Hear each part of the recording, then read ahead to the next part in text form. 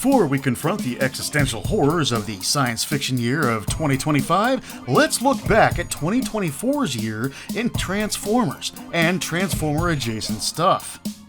I never even had a chance to write about Transformers 1, a very good movie that everybody should watch, and it didn't do too well in theaters, so clearly everyone didn't watch it. That, and if you haven't picked up the Skybound Transformers comics, I recommend hunting down the 2 trade paperbacks that have been released. It's the best Transformers fiction currently being made. And beyond that, plenty of good bots came out, and there are quite a few that I loved. At this point, release dates are fake, so this is going to be stuff I reviewed in 2024. Fans Hobby Clutch. Clutch has a lot going for him. He is a TransformerCon souvenir, which I always love. He's a reference to an early 90s Transformer complete with gaudy colors, which I also love. And he's a bizarre BotCon-esque new head on a body that only kinda works retool, which is a fascinating idea. But beyond that, this guy deserves credit for being an unofficial third-party figure that manages to avoid the usual pitfalls of these kind of releases. He's solid and chunky instead of having a fragile and fiddly body. He's got a simple, elegant transformation instead of one that makes you regret your entire hobby. And he has an honest-to-Primus spring-loaded missile launching gimmick, which you never see anywhere these days. The reason he's so low on this list, though, is there's one third-party foil that he couldn't avoid. A ludicrous $200 price tag. And that was if you bought him at the convention, before he hit the aftermarket. Still, if you get a chance to get some version of this tooling for a price that you're comfortable with, it's a surprisingly fun time. I am currently salivating also over a new Rodimus Prime retool of it, while cursing the fact that it's a limited run release that didn't come out at TFCon. Legacy United Deluxe Cyberverse Universe Windblade. At first glance, there's seemingly no specific X factor here that makes this figure special. It's just a well-made deluxe, easy to transform, posable, and well-engineered. But what makes it special is that Hashtag finally did the thing here, and the thing was to make an actual good Windblade figure that's also based on her standard design. Considering the first, not very good Windblade figure was released in 2014, it was a very long wait. Transformers Cyberverse was a very good show. Watch it if you haven't, the episodes are only like 11 minutes. And it just so happened that Windblade was on it, sporting her typical look, instead of any kind of redesign, so this Legacy United release replicated that to great success. Dramatic Capture Series Nemesis Bridge. This is an odd one because most collectors probably already have some version of these 3 figures, and we know that the Megatron, at least, is set to get a newer, presumably better figure in the Studio Series 86 line, but me, I decided to stop chasing the Dragon of Perpetual slow G1 updates and grab this set as my final version of this group of Decepticon leaders. And taken on its own, you're looking at 3 very good Voyager-class figures, including the formerly rare Netflix Soundwave, each with fancy premium Takara paint jobs, and a copy of that really fun throne that first came with Coronation Starscream, which is worth owning just for the photo opportunities. The set's again a bit pricey, but fair for what's in the box if that's what appeals to you, like it did me. Generations Comic Edition Leader Straxus. I have become a complete Transformers comic book guy over the last few years, thanks to a book club over on the Transformers Wiki's Discord server, which means whenever there's a figure of a Marvel Comics original, it draws my attention. Straxus is the highlight of the Generations Comic Edition line, finally giving Bob Budianski's bombastic blue blowhard of a baddie a blissfully big modern figure, and doing so as a clever retool of a Kingdom Galvatron, which already was a great figure in its own right. It is the only one from this series that I grabbed, and well worth importing from Hasbro Pulse. Retro Blaster with Steeljaw. This was a treat because I had never handled a G1 Blaster or any of his tapes until this 2024 cartoon colored reissue happened, and I genuinely wasn't expecting to have as much fun with him as I did.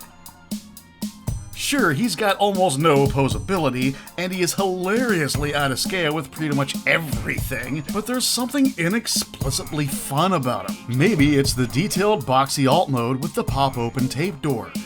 Maybe it's his smooth, fun transformation. Maybe it's the cool retro vibes of the whole robot mode.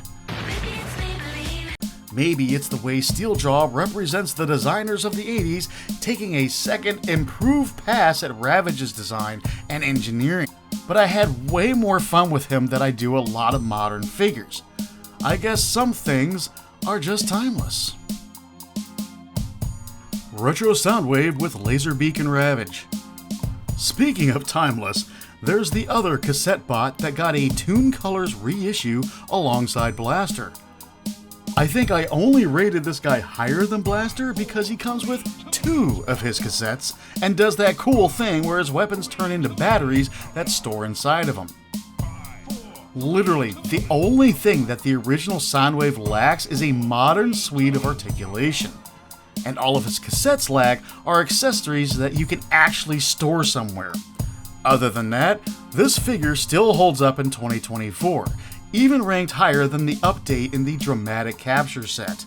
The timeless gimmick, the smooth transformation, the boxy retro design of the big guy and all of his animals, it all just has a touch of class. Oh, and he can do lamppost mode. Super 7 Unicron reaction figure.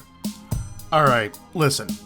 Yes, reaction figures are overpriced, like a lot of Super 7's offerings, and yes, this tiny little Unicron doesn't transform and is barely articulated. But just look at him! It's the silly 1986 prototype G1 figure that they never produced, replicated in loving detail. If you get the appeal here, you'll love this. If not, you're gonna wonder why it's so high up in the list. This is just one of those things that was made for specific fans. Legacy United Voyager Origin Wheeljack.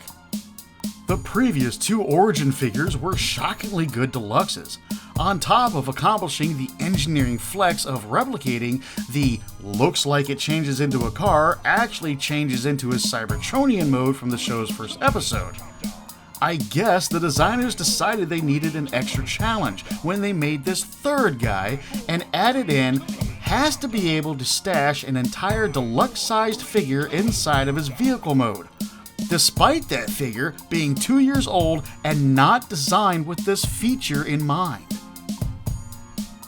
Not only did they pull that off, but the rest of Wheeljack's design and engineering continues to clear the high bar for the Origins figure have-to-have set. Like, he's not perfect, but considering everything that he does, like carrying his buddy's energon tubes, he's a really impressive package. He's also totally worth the Voyager price tag despite his deluxe size, and that's not something you can always say. Before I go on to the top 3, I just wanted to say that I had a lot of trouble picking which one of these 3 were the best, and in my opinion, it probably changes every couple of days, so not to go they're all winners on you, but you could argue for any of the next 3 being into the top spot. Legacy United Deluxe G1 Universe Gears. This is one of those figures you can't point to one specific reason why it's really good. I guess everybody who designed and built him was just really on the ball, or really loved Gears, or well, probably both. He uses his small for a deluxe size to spend his budget on an unusually complete suite of articulation, a transformation that's exact right balance between simple but involved and elegant, and a general feeling of sturdiness that's hard to define. He's just one of those guys you just love picking up and transforming and then posing around your desk, only more so. Legacy United Leader Class Beast Wars Universe Tigerhawk. The phrase I keep using here, shamelessly stolen from a friend of mine, is tribute to the greatest toy of all time. The original Beast Wars Tigerhawk was a childhood favorite of mine, and this is an extremely fitting update. He's big, in fact just as big as the original, complicated, but not too complicated, and he has just a lot going on. He's definitely worth leader class prices, and the value adds are really interesting. Sure, he doesn't shoot missiles or have spring-loaded gimmicks, but every feature on the original is represented here in some way. He adds articulation, animation accuracy, and durability thanks to no chrome as the trade-offs. I honestly didn't think they'd ever give this guy an update, and the fact that he got a really good one on top of just existing is just the icing on the cake. Legacy United Deluxe G1 Universe Optimus Prime. Maybe it's recency bias, but I think this guy's the best Transformer to come out in 2024, and one of the best in general. See, what makes him great is that he combines a bunch of factors that other entries in this list have, all in one package. The original Optimus Prime figure is a timeless toy, and all the things that make it good, including the sculpt and the transformation, are lovingly preserved here in a scaled-down format. And then he's combined with the kind of rock-solid modern engineering and articulation that figures like Gears have. And that's it for 2024. A solid lineup of robots and a solid year for the franchise. As for 2025, honestly, it's weird not having a movie coming out this year. After Rise of the Beast and Transformers 1 going back to back, and it's nebulos if that G.I. Joe team-up movie is even still happening, to say nothing of how the Transformers Reactivate video game is now officially vaporwave. On the other hand, it looks like we could be seeing a reissue of the War for Cybertron and Fall of Cybertron games in the near future. Plus, we're just starting on the back half of Daniel Warren Johnson's superb, award-winning Transformers comic run with Skybound, so there's going to be plenty of storytelling to keep us occupied.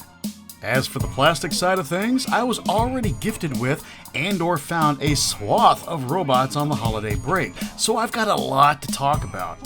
As for what's coming out, while my initial impression of Age of the Primes was that I wasn't very into it, they've got a few figures that wound up catching my attention. Meanwhile, Studio Series is only just starting to really cover Transformers 1, so look forward to plenty of more bot reviews and hopefully a full proper return to weekly reviews on the Children of Primus website. Either way, here's to seeking out the good bits of 2025. Till all are one.